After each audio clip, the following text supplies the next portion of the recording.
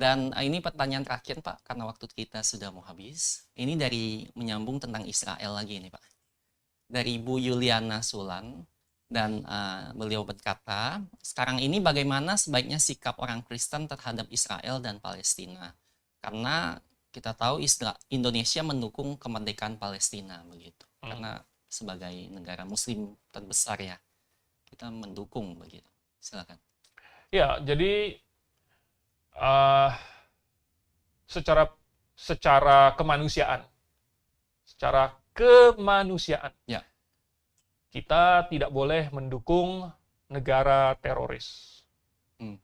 Ya, tidak banyak yang bisa saya katakan secara singkat, begitu ya. Maksudnya ini perlu konteksnya.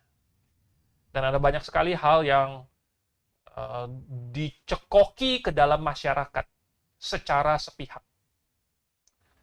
Makanya di Palestina, mereka benci sekali kepada bangsa Israel, kepada negara Israel. Ya. Kenapa?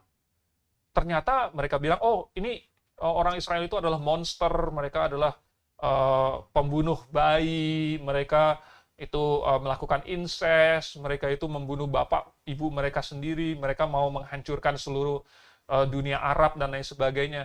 Loh, nggak bener. Ya. Nggak bener. Dari mana orang punya konsep seperti itu? Rupanya itu adalah propaganda dari pemerintah mereka yang ingin membuat rakyatnya membenci orang Yahudi. Dan kita melihat ini banyak terjadi, namanya itu antisemitisme di dunia ini. Nah, sampai kepada level tertentu itu mungkin ada juga di Indonesia.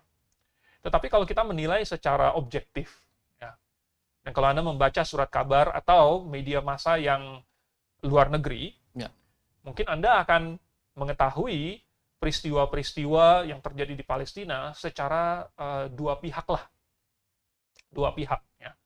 Dan rejim apa yang sedang, yang di Palestina itu, di Syria, ya, di Yordania, dan lain sebagainya. Apa yang sedang terjadi di situ? Apa yang diagendakan oleh mereka? Ya. Nah, jikalau Anda tahu hal-hal seperti itu, melihatnya dari dua belah sisi, mungkin kita lebih bisa membuat kesimpulan minimal berdasarkan moralitas saja. Ya. Tetapi tentu kalau kita mau melihatnya secara alkitabiah begitu, kita tahu bahwa ya Tuhan tidak mau Israel lenyap karena Tuhan punya rencana.